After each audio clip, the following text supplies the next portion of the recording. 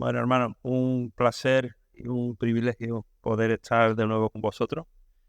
Si ya algún tiempo, creo que desde antes del verano, que no tenía esta oportunidad.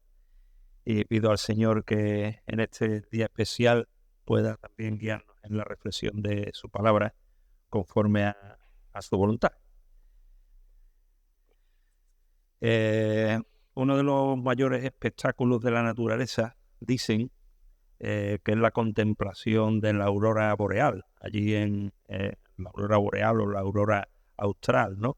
Hay gente que tiene esto como proyecto de vida. Tengo que ver algún día el espectáculo de la aurora boreal, ir al polo norte o al polo sur, en la austral, y contemplar esa confluencia de vientos solares con lo que denominan también el plasma magnetosférico, y se genera esa combinación de movimientos en los cielos, como nubes de colores que se mueven y hacen una especie de danza extraordinaria, ¿no? Como digo, hay muchas personas que hacen esfuerzos extraordinarios económicos, invierten su tiempo para eso, y lo curioso es que los nativos de la zona, pues prácticamente no le echan cuenta. Es lógico. Antes mencionaba Emilio lo de la falta de luz en los hermanos de la carpa. Nosotros, como le damos al botón todos los días 1000 veces y aparece, se hace la luz sin ningún tipo de esfuerzo, dejamos de valorar lo que tenemos, el valor que eso tiene en sí mismo, ¿no?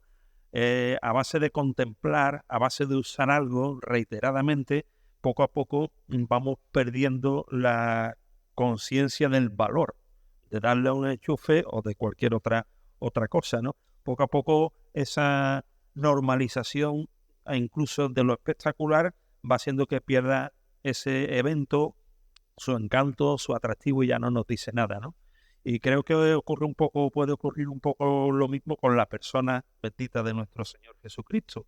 Poco a poco vamos o podemos ir perdiendo la percepción de su gloria y su grandeza por lo cotidiano de una relación con Él que fluye de una manera casi insignificante. Vamos normalizando la relación y la persona de Cristo, y nuestra mirada, no su persona, nuestra mirada empieza a atrofiarse, a ser incapaz de contemplar la realidad de quien tenemos por delante, y acabamos perdiendo la capacidad de contemplar su atractivo y su impacto por el uso, ¿eh? Por el uso. Y creo que necesitamos refrescar, al menos yo necesito refrescar mi vista, limpiarla, quitar cosas que estorban, renovar y revitalizar mi mirada hacia la persona de Jesús. Revitalizar, renovar lo que yo conozco, pero aún sería mejor profundizar, bucear en las profundidades de su persona para descubrir matices nuevos, o al menos refrescar lo que ya conocemos, para que la contemplación de su majestad nos deje extasiados, nos deje petrificados ante la visión majestuosa de su gloria. Hay un cántico en el libro que el apóstol escribe a los hermanos en Colosa, en el capítulo 1, versículos 15 al 23, los primeros versículos del 15 al 20, muchos lo tienen como un cántico de la iglesia primitiva, quizás un poco adaptado aquí y entremetido por el apóstol Pablo con algunas modificaciones. Pero fijaos, aquí en el versículo 15 hasta el versículo 23 dice lo siguiente. Es una exaltación a la persona de Jesús, ¿no? Él es la imagen del Dios invisible. Qué forma más potente de dar entrada a esta reflexión, ¿no? Él es la imagen del Dios invisible, el primogénito de toda creación. ¿Por qué? Porque en Él fueron creadas todas las cosas, las que hay en los cielos y las que hay en la tierra, visibles e invisibles. Parece que le faltan palabras al autor, ¿verdad? Sean tronos, sean dominios, sean principados, sean potestades. Todo fue creado por medio de Él y para Él. Y Él es antes de todas las cosas, y todas las cosas en Él subsisten, y Él es la cabeza del cuerpo, que es la iglesia. Él, que es el principio, el primogénito de entre los muertos, para que en todo tenga su preeminencia. ¿Por qué? Por cuanto agradó al Padre que en Él habitase toda plenitud, y por medio de Él reconciliar consigo todas las cosas, así las que están en la tierra como las que están en los cielos, haciendo la paz mediante la sangre de su cruz. Hasta ahí sería el cántico, identificado. Sigue diciendo el versículo 21. Y a vosotros también, que erais en otro tiempo extranjeros y enemigos en vuestra mente, haciendo malas obras, ahora os ha reconciliado en su cuerpo de carne por medio de la muerte, para presentaros santos y sin manchas e irreprensibles delante de él, si en verdad permanecéis fundados y firmes en la fe y sin moveros de la esperanza del evangelio que habéis oído, el cual se predica en toda la creación que está debajo del cielo, del cual yo, Pablo, fui hecho ministro. Es interesante notar en este pasaje cómo por 12 veces en la Reina Valera del 60 y 15 en la versión de las Américas aparece la palabra él. Por eso el título de la reflexión en esta mañana es un título quizás el más corto que se me ocurre pensar. Él. 2 letras. Él. Y en este texto os propongo verlo a él desde 2 perspectivas, que ya apuntaba también Emilio. Él, su persona, lo que él es en esencia, ¿vale? Y la otra cara de la moneda, él, lo que él hace, su propósito eterno. Así que su persona, su propósito, lo que él es y lo que él hace. Y desde la perspectiva de quién es él, vamos a notar en el texto que tienen 2 apartados principales, ¿no? Su preeminencia absoluta sobre el orden natural y su preeminencia sobre el orden espiritual, ¿vale? En cuanto a quién es él, preeminente sobre el orden natural y espiritual. Y en segundo lugar, su propósito, lo que él hace, la transformación gigantesca, absoluta del ser humano que le reconoce como su Señor y Salvador. Así que entramos en el detalle de su persona. ¿Quién es él? Su preeminencia sobre el orden natural, sobre la creación. Y ahí en los primeros versículos, la segunda parte del versículo 15 y 16 lo describe. Dice, ¿él quién es? El primogénito de toda creación. ¿Por qué? Pone un punto y coma y dice, ¿por qué es el primogénito de toda creación? Dice, porque en él fueron creadas todas las cosas, las que hay en los cielos y en la tierra, visibles e invisibles, sean tronos, sean dominios, sean principados, sean potestades, todo fue creado por medio de él y para él. Así que lo primero que encontramos es su supremacía sobre la creación. Dice el texto, el primogénito de toda creación. Aquí la primogenitura alude en este contexto al rango más alto que se puede, no está hablando de creación en el sentido del primer creado, sino en cuanto a rango, el orden superior. Ser primogénito de toda creación, él es el ejercicio de dominio supremo sobre ella, ¿vale? Este es el enfoque del texto cuando el apóstol Pablo está diciendo, él es el primogénito, el superior, el supremo de toda creación. Jesús es el primogénito en el sentido de que tiene la preeminencia absoluta y el derecho absoluto sobre todo lo creado. Pero claro, esto dicho así como en el texto lo encontramos, requiere una explicación y el apóstol Pablo a través de este cántico la imparte, porque pone, como decía, de punto y coma. ¿Por qué? ¿Por qué esta posición de preeminencia absoluta? ¿Lo explica? Dice, ¿por qué? Porque en él fueron creadas todas las cosas. No sé si desde el punto de vista gramatical occidental nuestro, esta forma de expresarse la podemos entender bien. En él fueron creadas todas las cosas. Podría decir por él, hacia él, de él, pero en él. Esa preposición como que no casa gramaticalmente en una comprensión fluida. La idea es muy interesante, porque cuando dice en él se utiliza una forma gramatical en ese tiempo para identificar la autoría intelectual de algo, ¿vale? Así cobra mucha más luz, ¿verdad? Cuando dice en él fueron creadas todas las cosas, está diciendo, dice Carballosa, por ejemplo, sugiere que Cristo es el arquitecto divino que pensó y diseñó la creación. Es decir, antes de existir la creación, el arquitecto divino, en él estaba la creación, ¿vale? Cristo Jesús es supremo, preeminente en el orden natural, porque antes de que surgiera todo lo creado, en él habitaba en su mente la creación. Jesús es la causa la causa primaria de la creación, porque él la planeó. Cuando venía aquí veía en el camino diferentes tipos de árboles. Y digo, en una mirada superficial, cualquiera de nosotros ve árboles y verde. La variedad es gigantesca. Cada mata de hierbecilla es diferente a las demás. Flores diferentes, árboles diferentes. Y eso obedece a que en la supremacía de Cristo Jesús, el Hijo de Dios, en él estaba ese diseño. Eso es extraordinario, hermano. En él estaba ese diseño, en él estaba el plan. Pero no solamente en él estaba el plan, sino que el texto nos dice que en él fueron creadas todas las cosas, y dice además, por medio de él. Es decir, que el que las tenía como arquitecto divino en su cabeza, las implementa y las crea. ¿Veis el siguiente paso?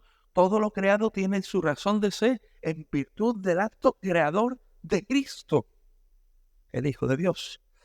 Carballosa, siguiendo la línea de lo anterior, dice que por medio de él sugiere que él es el agente inmediato de la creación. Jesús es la causa instrumental de la creación porque él no solamente la ideó, sino ejecutó el plan. Y en última instancia dice, no tan solamente que él tenía el plan y tenía el poder para ejercerlo, sino que además lo hizo con un propósito. Dice el texto que era para él. Pienso un plan, ejecuto un plan, y el propósito del plan es que todo lo creado obedece a su propiedad. Jesús es la causa final de la creación porque él la hizo para sí mismo, para manifestar su grandeza, su gloria y su majestad. Esto es tremendo. Pero no solamente él es el creador, como nos manifiesta este texto, sino que además nos dice en el versículo 17 que él manifiesta su preeminencia sobre el orden natural con su eternidad. Dice, y él es antes de todas las cosas. Él es antes de todas las cosas. Supremacía no solamente sobre la creación, sino supremacía sobre el tiempo. Sobre el tiempo. Él existe desde el principio, desde la ausencia de tiempo. Nos dice la Escritura que Él es el alfa y la omega, el principio y el fin, el primero y el último. No está sujeto a nuestra limitación del tiempo. Esto es lo que plantea la doctrina de la preexistencia de Cristo. Diferentes versículos en el Evangelio de Juan dice, en el principio era el verbo era con Dios y el verbo era Dios. Jesús mismo dice, de cierto os digo, antes que Abraham fuese, yo soy. O las últimas palabras casi ya de Jesús en Juan 17, cuando dice, Padre, glorifícame a tu lado. Fijaos, con aquella gloria que tuve antes que el mundo fuese. Antes que el mundo fuese. Libre de las limitaciones de nuestro tiempo. Podríamos decir que una de las autolimitaciones más grandes que Jesús asume con la encarnación fue la sujeción esclavizante al tiempo humano. Un Dios eterno, ajeno al tiempo, se autolimita de una manera brutal, incomprensible para nosotros, cuando se sujeta al tiempo humano. Pero aún así hemos de reconocer, como nos dice el texto, que Él es y era antes de todas las cosas, preeminente como Dios eterno en medio del orden natural. Y en el versículo 17 dice, y todas las cosas en Él subsisten. Es decir, es el creador, el eterno, es el sustentador. Cuando dice aquí todas las cosas, se utiliza la palabra cosmos, en el sentido de orden, de cohesión y de equilibrio. Me gusta una traducción que traduce este texto diciendo, y todas las cosas encuentran en él su cohesión. Qué bonita es la idea, ¿verdad? Todas las cosas encuentran en él su cohesión. Es decir, la unidad, el orden, la adaptación de la humanidad, de la naturaleza, de la historia, se conexionan en la persona eterna de nuestro Señor Jesucristo.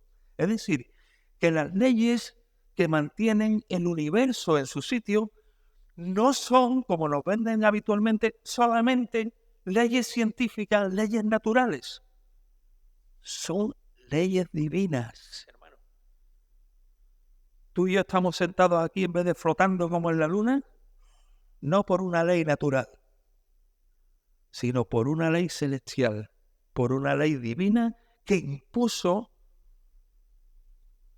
la atracción magnética de la Tierra sobre los cuerpos que estamos a cierta distancia de ella. La ley divina de la gravedad.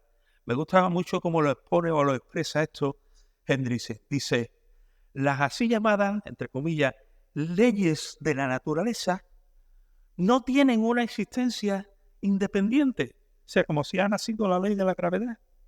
Dice, son la expresión de su voluntad y es posible hablar de leyes porque Él se deleita en el orden y no en la confusión. Qué buena descripción de esta realidad. Otro autor dice, Él no es solo la causa inicial de todas las cosas. Él es para siempre su vínculo. Él es para siempre su orden, su ley. El secreto último que hace que todo el universo visible e invisible sea un cosmos de orden y no un caos. En la persona del Señor Jesucristo. Otro autor dice, Él es la fuerza de atracción que mantiene todo en unión y armonía. Gloria al Señor por ello. Así que el que es antes de todas las cosas, el creador de todas las cosas, el que mantiene la cohesión de todo, merece nuestro tributo de adoración. Dice en Apocalipsis 4:11, Señor, digno eres de recibir la gloria y la honra y el poder. ¿Por qué? Porque tú creaste todas las cosas y por tu voluntad existen y fueron creadas. ¿Veis la conexión otra vez? Extraordinaria. Así que vemos en Jesús en cuanto a quién es su preeminencia absoluta sobre el orden natural. Pero el texto incide también, como decía al principio, en su preeminencia sobre el orden espiritual, que ya vamos bien servidos con lo que hemos visto hasta ahora, pero hay mucho más. Dice el texto, Él es la cabeza del cuerpo que es la iglesia, versículo 18 al principio. Ha cambiado, ¿veis? Ya no estamos hablando de creación, estamos hablando de la iglesia como ente espiritual. Él es, o aquí se destaca a Cristo como la cabeza de la iglesia, resaltando este formato de cabeza, igual que hemos visto antes, resaltando su supremacía y su preeminencia absoluta sobre la iglesia. Siendo cabeza, es cabeza, digamos, orgánica de la iglesia en el sentido de que Cristo es el que le da la vida a la iglesia, el que le imparte crecimiento, de tal manera que no solo ha creado el universo gigantesco que conocemos, sino que también es el creador de esta nueva creación que es su pueblo, su familia, que es la iglesia. Él es el creador y la cabeza orgánica y que le transmite vida y crecimiento, pero también es la cabeza en el sentido de cabeza gobernante, porque Cristo es no solamente el creador de la iglesia, sino su máxima autoridad, quien marca o debe de marcar su dirección. Es decir, que en Cristo la iglesia tiene todo lo que necesita y sin Él la iglesia no tiene absolutamente sentido y deja de ser. Así que el Señor Jesucristo no es solamente el creador y sustentador del universo, sino que además es el creador, sustentador, guía y cabeza de la iglesia. Así que vemos aquí este aspecto de su preeminencia sobre el orden espiritual. ¿Vale? Pero aún más, dice en este mismo versículo 18 que Él es el principio.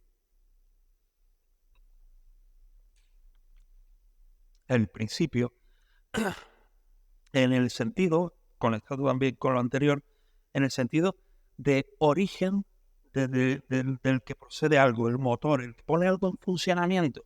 Cristo es el que da origen a la Iglesia a través de su obra salvífica. Dice además el versículo 18 en su segunda parte, Él es, fijaos, el primogénito de entre los muertos, para que en todo tenga preeminencia. Esto es muy importante. El primogénito de entre los muertos establece la garantía última de nuestro futuro. El hecho de que Él haya resucitado, porque está en una conexión directa del texto con la realidad de la resurrección, Pablo está volviendo al acontecimiento que es base y centro de todo pensamiento y fe en la experiencia de la vida cristiana, la resurrección de Cristo. Si Cristo nos resucitó, que nos dice Pablo, vana es nuestra fe y somos tenidos por los más tontos de la tierra. Si Cristo no resucitó. Y Él es el primero en resucitar con cuerpo glorificado, por cierto, ¿no? Su resurrección es también el comienzo y la garantía de la resurrección de los que hemos creído. Así que este primogénito de entre los muertos tiene unas implicaciones absolutamente gigantescas para nosotros. El texto da a entender que su resurrección es el anticipo, el modelo y la garantía ¿de qué? De la nuestra. La resurrección de Cristo es el anticipo, el modelo y la garantía de nuestra propia resurrección. Por eso Él dice, porque yo vivo, vosotros también viviréis. Porque yo vivo, vosotros también viviréis. Así que Él es el precursor y tiene autoridad sobre la vida y la muerte. Él es quien derrota completamente la muerte y lo dice la Escritura y saca a la luz la vida y la corruptibilidad por medio del Evangelio, habiendo vencido a la muerte. ¿Para qué todo esto? Acaba el texto diciendo, para que en todo tenga preeminencia. Para que en todo tenga preeminencia. Jesucristo es el Señor incuestionable del universo, del orden natural, y es el Señor indiscutible de la Iglesia. Ahora, aquel que tiene esta preeminencia sobre el orden natural y el orden espiritual, ¿quién es? ¿Quién es? Es como el título al principio del versículo 15. Es la imagen del Dios invisible. Como decía antes, qué descripción y definición más poética, más extraordinaria, pero más viva de la realidad de quién es Jesús. Él es la imagen del Dios invisible. Y nosotros nos hemos acostumbrado a visualizar a Jesús como con la intrascendencia de quien enchufa o le da un interruptor. El apóstol Pablo se queda ahí impresionado ante esta realidad. Jesús es la imagen del Dios invisible. Y aquí la palabra imagen tenía dos usos habituales, muy interesantes. Por una parte, retrato, lo que nosotros diríamos hoy retrato, equivalente a una foto de hoy, ¿vale? De tal manera que podríamos decir que al ver a Jesús vemos la fotografía de Dios. Y de nuevo son palabras mayores. Jesús es la fotografía de Dios. Pero esa palabra se utilizaba también de una manera muy habitual al final de un documento legal y era el sumario. O sea, hacer un contrato de un montón de páginas y al final del todo hay un sumario, una imagen, es la palabra. Y ahí que se ponía los intervinientes en modo resumido y el contenido en modo resumido, para que no haya duda. O sea, después de todo lo que ha hablado, que alguno se ha perdido, que no ha leído, que ha ido de la primera página a la última, pues este sumario presenta la descripción de las partes intervinientes y de las características distintivas más importantes para que no quepan dudas, para que no hayan errores. Pues en Cristo vemos las características personales y distintivas de Dios, hasta tal punto que podríamos decir que si quieres ver a Dios, ¿qué tienes que hacer? Mira a Jesús. Si quieres ver a Dios, mira a Jesús. la imagen de un objeto hace que el objeto sea visible, ¿verdad? Y sea conocible y reconocible. Sin imagen, las cosas no existen a nuestra percepción física. Así que el texto nos dice que Él es la manifestación visible del Dios invisible. La manifestación visible del Dios invisible. Dicho de otra manera, Jesús hace visible a Dios. A Dios nadie le dio jamás, pero el unigénito Hijo del Padre, Él le ha dado a conocer porque le hace visible al ojo humano. Todo Él es Dios hablando. Todo Él es Dios manifestándose. Y esto es algo extraordinario. Todo lo que Él dice, todo lo que Él hace, comunica a Dios, le revela y le manifiesta. Dice la Escritura, Él habitó entre nosotros y vimos su gloria, gloria como del unigénito del Padre, lleno de gracia y verdad. En ese mismo capítulo 1 de Juan, al final casi dice, a Dios, hemos mencionado antes, nadie le vio jamás, pero el unigénito Hijo que está en el seno del Padre, Él le ha dado a conocer. Y no se trata de una emanación que sale de Dios y es distinta a Él, sino que quien ve a Jesucristo ha visto a Dios. A veces decimos, ¿quién viera a Dios? Le vemos a través de la persona de Jesús. En Él, en Jesús, el invisible se hace visible, hermano. El inmortal se hace mortal en la persona de Jesús. El infinito se despoja a sí mismo a fin de permitirse ser conocido por los finitos, que somos nosotros. El Dios lejano se hace trascendente cuando se nos acerca de forma visible en la persona de Jesús. El eterno se hace temporal, se limita al tiempo y al espacio que Él mismo ha creado, pero no deja de ser siempre lo que ha sido, Dios manifestado aquí en carne. Y por eso la Escritura nos dice que nadie viene al Padre si no es a través de Él. Versículo 19 nos dice en esta misma idea de que Él es la imagen del Dios invisible. ¿Por qué? Por cuanto agradó al Padre que en Él habitase toda plenitud. Sus contemporáneos, la mayoría de ellos lo veían o lo veían como un despreciable Garlet,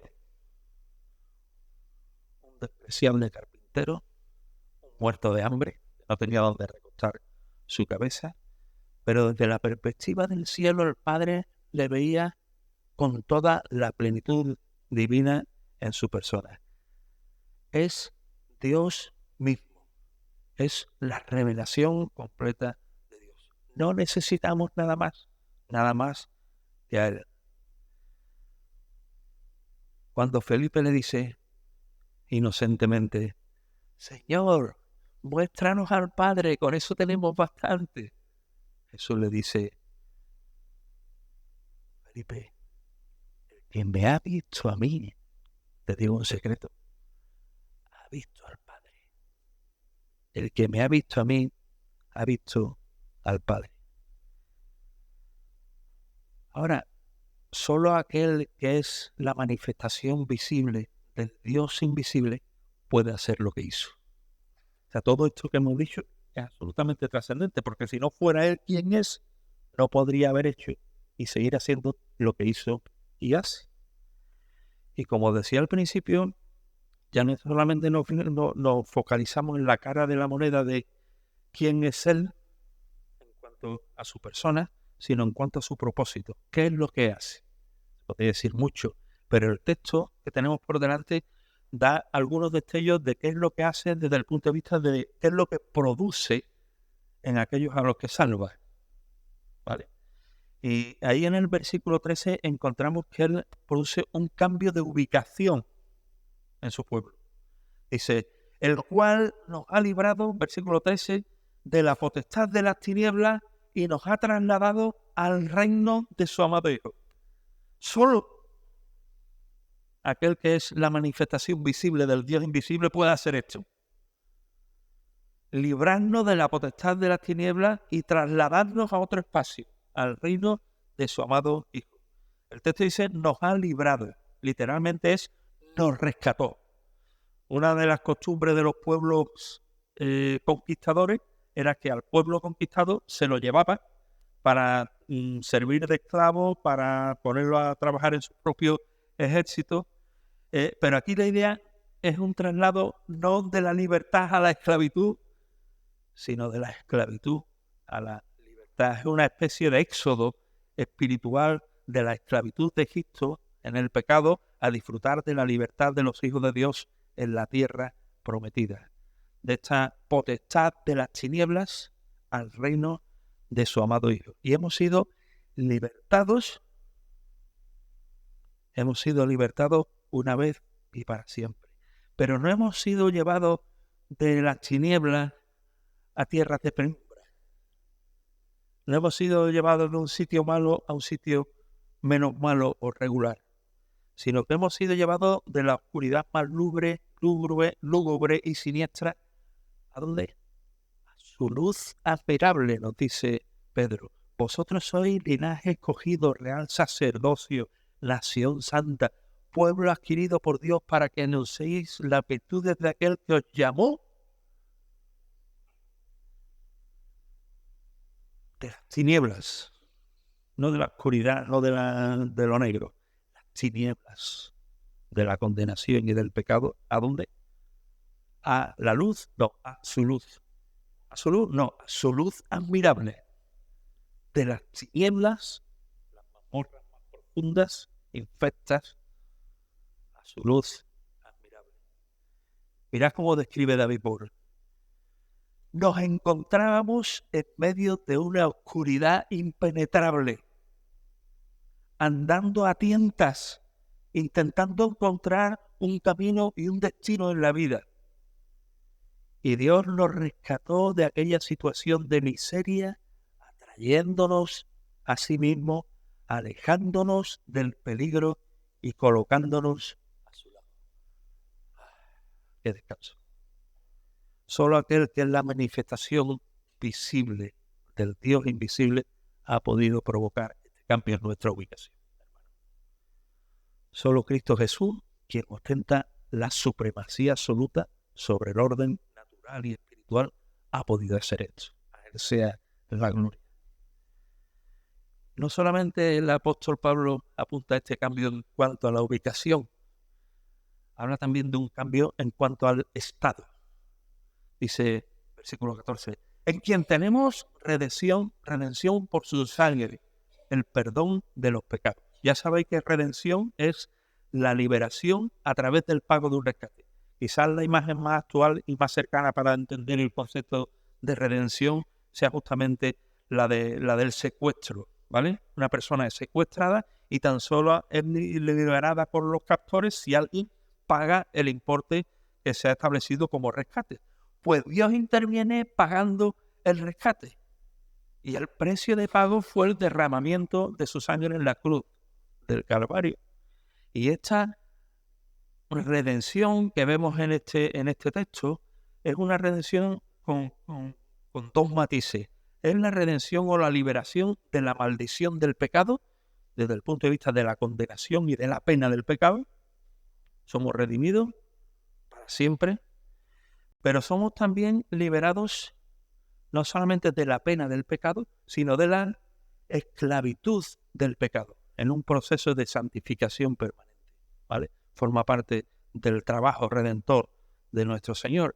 Y esta liberación absoluta de la pena del pecado y de la esclavitud al pecado resulta en la experiencia de una auténtica libertad.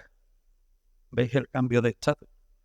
De esclavos dominados por el pecado frente a una condena y a una pena por el pecado y esclavitud al mismo, a un estado de libertad. Esta es la liberación verdadera, como decíamos, por el pago que Dios hizo del rescate. Hemos obtenido el perdón de nuestros pecados. Y como hemos dicho antes, solo aquel que es la manifestación visible del Dios invisible pudo hacer esto. tercer cambio, no solamente de ubicación y de estado, versículos 21 y 22, un cambio en cuanto a la relación con Dios. Fijaos qué tremendo estos versículos. Y a vosotros también, que en otro tiempo, o que erais en otro tiempo, ¿qué dice? Extraños.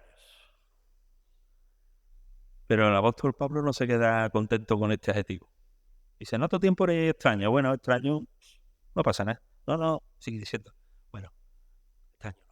Y enemigos en lo más profundo vuestro, en vuestra mente, en lo que ni siquiera se ve. Y eso os hacía hacer malas obras. Fijaos. Enemigos de Dios, extraños a Dios y comportamiento contrario a Dios.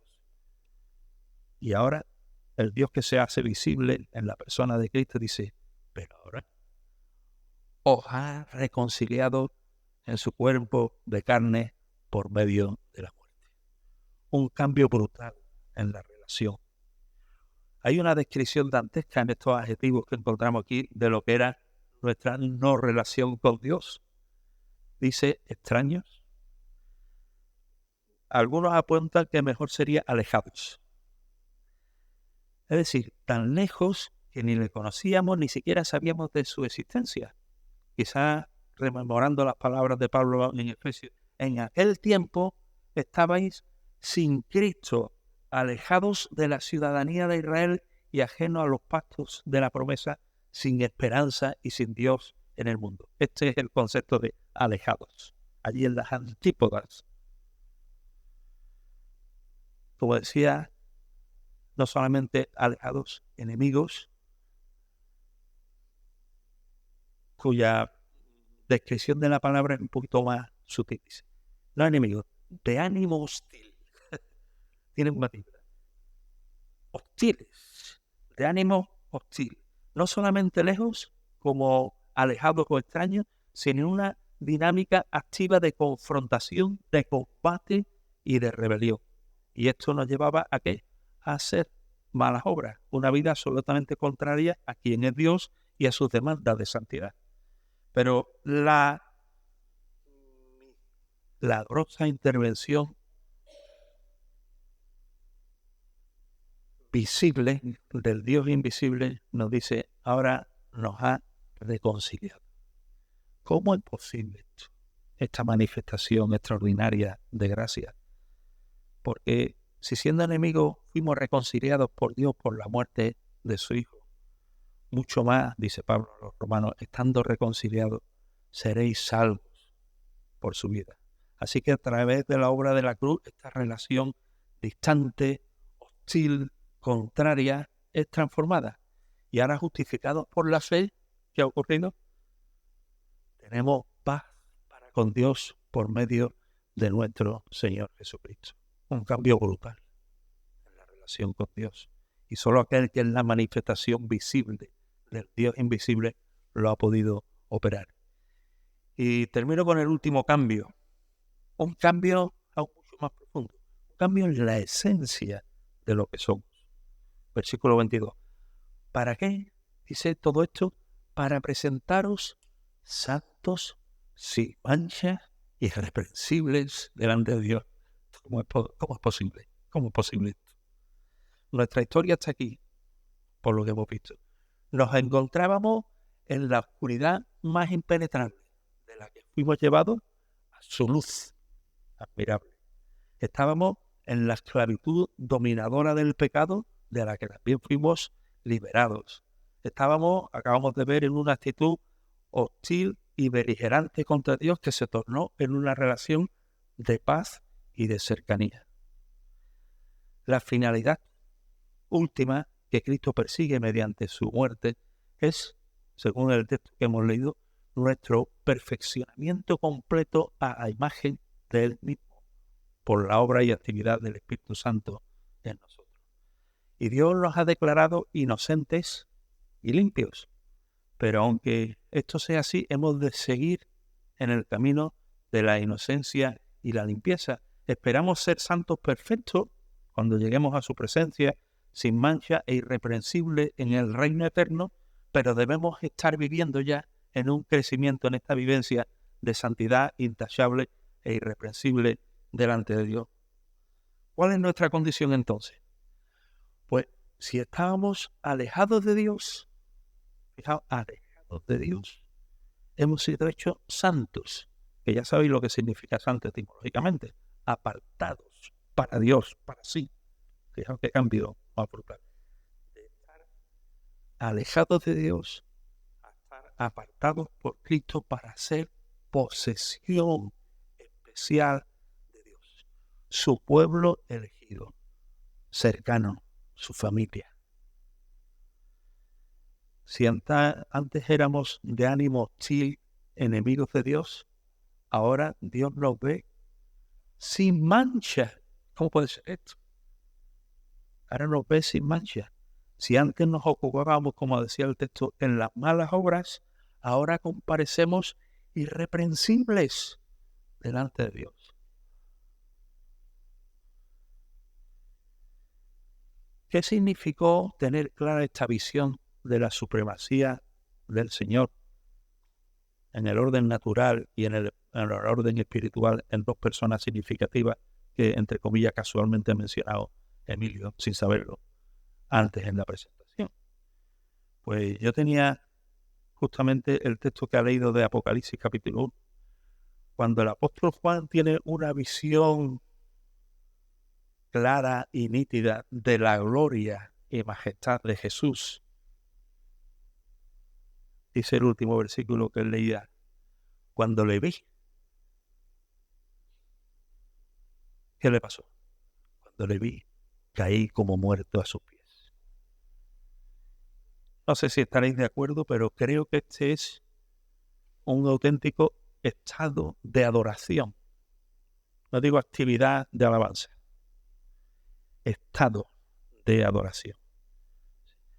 Cuando nuestros ojos se quitan tantos estorbos que hay a veces y somos capaces de contemplar al invisible a través de la persona de Jesús, se te aflojan las piernas y caes como muerto a sus pies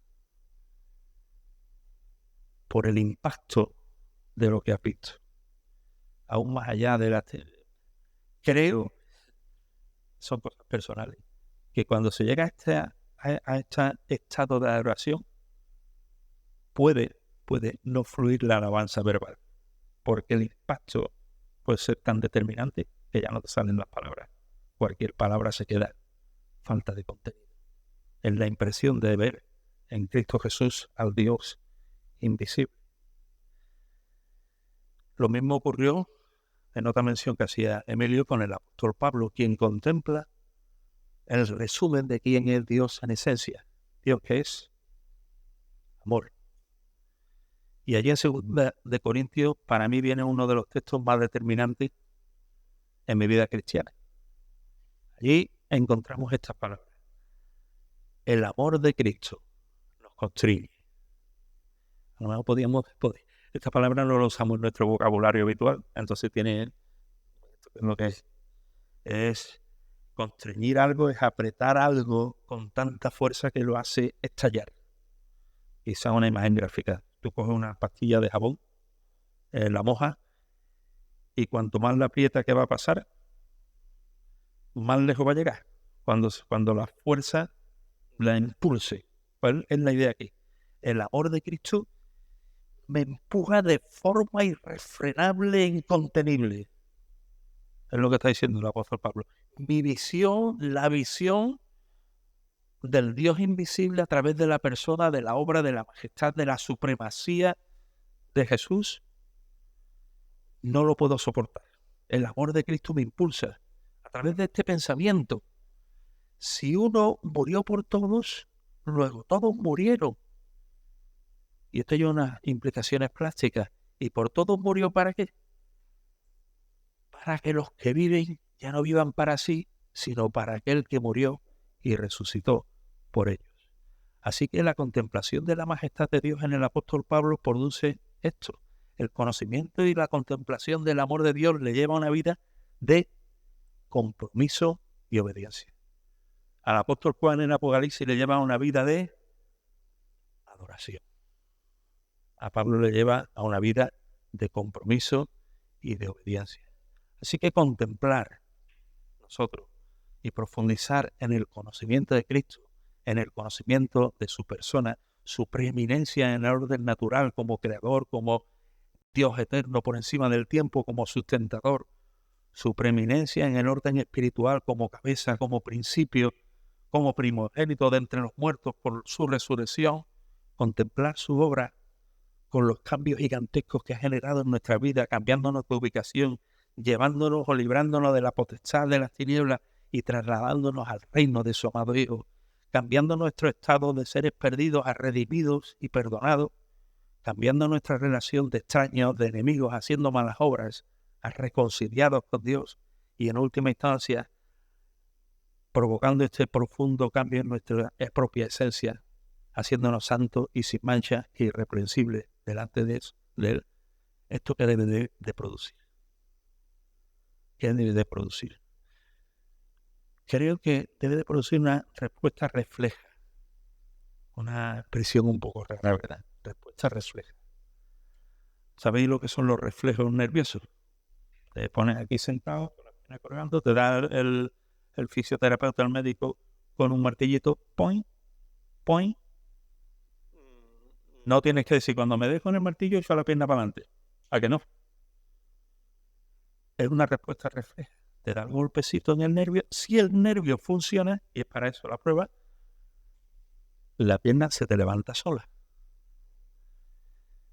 Yo creo que la contemplación en Cristo del Dios invisible debe de provocar una respuesta refleja desde la libertad. No que desde el púlpito nos atornillen y nos obliguen, sino que cuando quedamos como el apóstol Pablo o el apóstol Juan impresionados por la majestad de Cristo, no hay otra respuesta posible que caer en adoración y en gratitud al Señor. No hay otra respuesta posible que renovar diariamente nuestros compromisos y obediencia a su voz. Así que, hermano, me invito a mí mismo, os invito, nos invitamos mutuamente a renovar, a buscar renovadamente el rostro de Dios en la persona de Cristo. Que de esta manera, contemplando en Cristo la imagen del Dios invisible, nuestras vidas sean zamarreadas y sean constreñidas de forma irrefrenable a llevar este fruto de adoración y de compromiso y obediencia al Señor. El Señor lo haga en nosotros.